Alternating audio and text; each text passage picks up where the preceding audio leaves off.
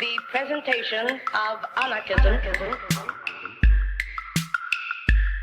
as social philosophy which aims at the emancipation, economic, social, political, and spiritual of the human race. The emancipation. Anarchist Essays is brought to you by Loughborough University's Anarchism Research Group.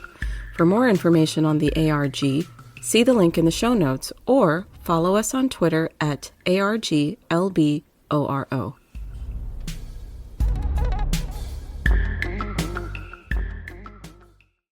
Sympathy as the Engine of Mutual Aid by Michael Grooff. In his essay Anarchist Morality, Peter Kropotkin argues that all animals share a faculty of sympathy, which he identifies as the driving mechanism of the mutual aid principle, that is, the tendency of animals of the same species or group to cooperate in the struggle for life rather than merely compete between themselves.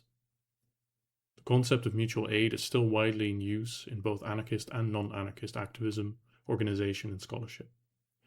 For example, in thinking about our responses to crises such as the COVID-19 pandemic. Although much literature reflects on the historical, political, and theoretical role of the concept of mutual aid, there is a lack of investigations into the philosophical grounding of the concept. In this essay, I provide an analysis of how the mutual aid tendency functions and what its driving mechanisms are. I will specifically focus on an apparent contradiction in Kropotkin's understanding and description of sympathy. Though he himself claims to be following Adam Smith's conception of sympathy as proposed in his 1759 book The Theory of Moral Sentiments, I will argue that Kropotkin's account simultaneously contains claims that contradict Smith's theory. In order to make sense of this confusion, I propose a bipartite reading of Kropotkin's account, distinguishing two different kinds of sympathy that run parallel in anarchist morality. On the one hand, Kropotkin indeed follows Smith's theory, which I will label the simulation theory, whereas on the other hand, Kropotkin describes a more direct, perceptual kind of sympathy, which I will accordingly label the perception theory. Because cooperation is more beneficial to survival and procreation than struggle, Kropotkin argues that a primary, though not the only factor of evolution, is the mutual aid tendency. In order to be able to cooperate without devolving into chaos and thus propagate the species, Kropotkin argues that animals have a need for moral sentiments. These sentiments move animals toward good behavior, namely that which is useful to society as a whole, and away from bad behavior which is detrimental to society. Kropotkin rejects the idea that this feeling of right and wrong could come from God, religion, law, or even self-interest. Instead, he claims to follow Adam Smith in finding the origin of moral sentiments in the feeling of sympathy. Smith states that it's an obvious fact that, quote, "How selfish soever man may be supposed, there are evidently more principles in his nature which interest him in the fortune of others and render their happiness necessary to him, though he derives nothing from it except the pleasure of seeing it." End quote. The origin of this interest in others is sympathy. According to Smith, sympathy is our ability to observe someone in a particular situation and subsequently use our imagination to simulate what it would be like for ourselves to be in their place. As a result, we form, quote, "some idea of this sensation, and even feel something which, though weaker in degree, is not altogether unlike it." End quote. We then project this sympathized feeling back onto the observed person, and it is in this way that we can generally estimate what others are feeling. Smith emphasizes that it's not the direct observation of expressed emotions which lead to fellow feeling. It is only through imagination that we can form a conception of the sensations of others. Sensations are, after all, in the minds of others, and our senses therefore have no access to them whatsoever. Moreover, Smith notes that if we do engage in sympathy when we lack adequate knowledge of the cause of any passion, our sympathy is easily and quickly mistaken. Kropotkin agrees wholeheartedly with Smith's analysis of sympathy and its grounding of moral sentiments, claiming that his only mistake was not to extend the feeling of sympathy to all animal life in its habitual stage. Kropotkin's first and clearest example of what I call the simulation theory of sympathy directly follows his introduction of Smith.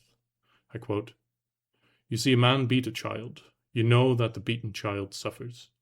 Your imagination causes you yourself to suffer the pain inflicted upon the child. End quote. These moral feelings can be described according to a general moral principle, which Kropotkin formulates as his own take on the Golden Rule. Treat others as you would like them to treat you under similar circumstances. It is clear that the addendum "under similar circumstances" requires sympathy. It requires us to put ourselves in the shoes of the other and imagine how they would wish to be treated based on how we would wish to be treated in their place. Apparently satisfied with Smith's account, Kropotkin claims that all social animals share this feeling of sympathy. But if we take Smith's simulative account at face value, it appears impossible to apply it broadly to all social animals.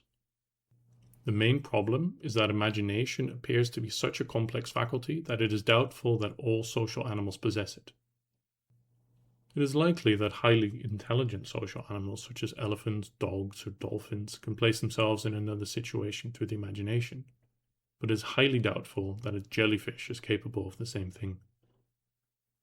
However, I argue that Kropotkin's account contains a second parallel understanding of sympathy, namely a perception theory of sympathy. Returning to the central example of the beaten child in Kropotkin's essay, he writes that, I quote, "Your imagination causes you yourself to suffer the pain inflicted upon the child. Or perhaps its tears, its little suffering face tell you." End quote. So the passage that first introduces the simulation theory is simultaneously the first passage where Kropotkin contradicts Smith. Kropotkin has us imagine or perceive the suffering of the child directly in the facial expression. This is a clear departure from Smith, who adamantly rejects the role of direct perception. After all, how is this perceptual sympathy possible if we cannot directly perceive the sentiments of others? When we observe another person, it is true that we do not have direct access to the experience that is a cause of passions. In the example of the crying child, we, as observers, do not experience the beating in the same way the child does. But this does not mean that we do not have direct access to the pain of the child as the object of our experience. The pain is not merely a mental phenomenon. It is present in the suffering face. Though underdeveloped, Kropotkin presents an account of passions or emotions as experienced or at least expressed through the body, anticipating later phenomenological accounts of empathy and embodiment. He writes, quote, "Every moment our words, looks, smiles express our joy in seeing actions useful to the human race." End quote. And this expression serves a clear purpose. It communicates passions to others, for instance, how we feel about their actions, or that we are in pain. The distinction between perceptual and simulative sympathy is noteworthy in relation to ethics. In his perception theory, Kropotkin lacks an account of how we move from understanding someone's feelings to feeling with them in solidarity, and thus to ethics. For the Smithian simulation theory, this problem does not exist, because fellow feeling is built into the theory. Our understanding is mediated by fellow feeling because we project our own sympathized passions upon the observed person as a means of understanding them. However, this creates two problems for morality or ethics. On the one hand, this seems to make morality too easy. We care about others by default because their passions are ours. This ignores the very real possibility that we sometimes understand what others are going through, but just don't care. Perhaps we are desensitized, or too disconnected from the particular individual. Smith can account for the fact that proximity or familiarity makes sympathy easier or more likely, but he cannot account for situations in which we do clearly understand the passions of others and even their situations, and yet do not sympathize with them, because correct understanding must always be mediated by sympathy. On the other hand, and perhaps more importantly, the Smithian simulation theory makes genuine morality too difficult, if not impossible. Because sympathy is always mediated by the self and its own passions, because our understanding is the projection of our own passions, it appears impossible to truly care about the other as another. Sympathy is, then, ultimately a fellow feeling with yourself, not with someone else. Contrary to this, Kropotkin centralizes care for the other in his ethics.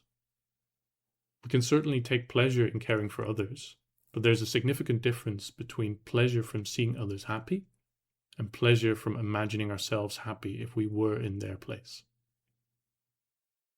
Because Smith emphasizes that the actual sentiments of the other person are irrelevant for sympathy, he locks himself out of genuine altruism and care. This impossibility again shows the importance of a bipartite interpretation of Kropotkin. This does not, however, mean that we ought to throw Smith out with the bathwater. The Smithian or simulative account, which Kropotkin takes up in his own theory, indeed describes an aspect of our lives. We do sometimes try to imagine what it is like to walk a mile in the shoes of another. But, as Kropotkin indicates, this is rare, perhaps only 1 in 100 cases of sympathy. We only rely on imagination if direct sympathy has failed or is impossible, for instance in the absence of a person in question. If we interpret Kropotkin as describing 2 different forms of sympathy, then it would be foolish to ignore or reject one in favor of the other. Both simulative and perceptual sympathy are necessary to fully describe our experiences. Moreover, the perceptual account suggests an alternative way of understanding animal instincts of sympathy, which avoids the problem of attributing complex faculties of imagination to simple life forms. Conscious, reflective sympathy is what Smith describes in his simulation theory. The unconscious, instinctual, or pre-reflective variety is then the directly perceptual form of sympathy. Though it is highly improbable that all social life has the ability to sympathize through simulation projection, it is easier to see how pre-reflective sympathy could be attributed to most, if not all, social life. It allows us to understand emotional states and passions, which are embodied or expressed through the body. We are then moved to satisfy those needs or desires. Returning to the example of the beaten child a final time, Kropotkin claims that, quote, "If you are not a coward, you rush at the brute who's beating it and rescue it from him." End quote. Through our bodies, we express our needs, and through sympathy, others are moved to meet them. It is here that we may understand how Kropotkin draws a connection from great apes all the way to the smallest ants.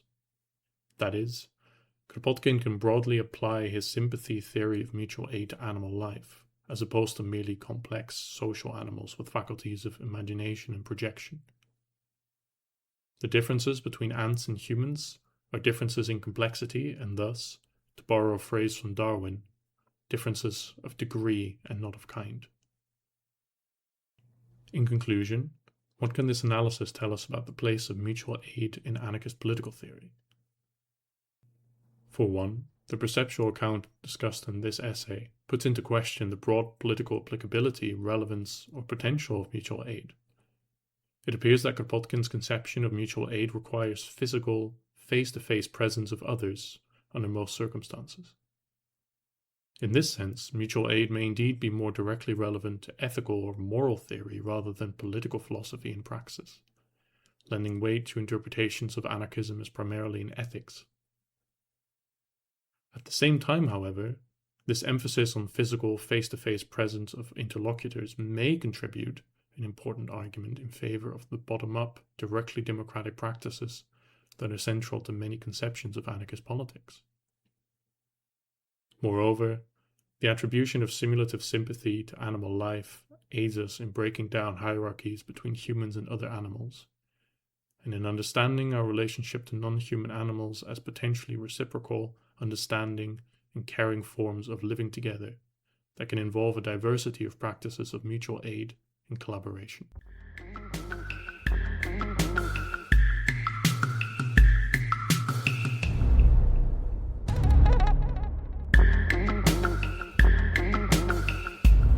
Thank you for listening. To help others find anarchist essays, please rate and review us wherever you find your podcasts.